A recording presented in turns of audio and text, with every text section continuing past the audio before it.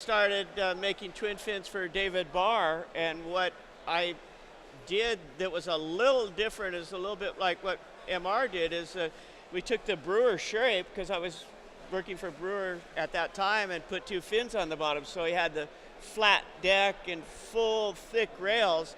And their traditional twin fins were coming from Spider Murphy, South Africa, that Sean Thompson was riding. And they were all foiled out for riding New Pier and the ways around Durban. So my boards were more for sitting up on top of the water and going rail to rail, where theirs was just digging in and holding in the barrel. So and I think MR blended the two pretty well. And what's interesting in watching the guys shape, and we got to interview Pat Rawson and Wayne Rich at the same time, and they were talking about that fluted wing into the concave and what that did to how well it made the board ride.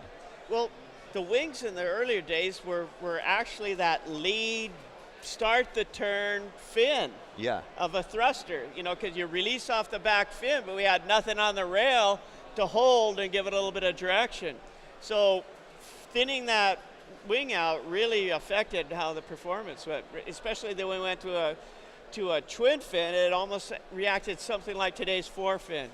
Wow. Give you a little bit of bite. It was neat interviewing Taz, because he said after he was finished, what was really hard was getting those flutes right and the concave, but directly where those wings in, the tail's completely flat. So it was hard to get that curve and not have it continue into where it's supposed to be flat. And he goes, I think MR, when he did it originally, maybe left that unshaped till the flutes were done, and then just came back in. And well, it'd be interesting to see how I actually did it. Like I said, it's not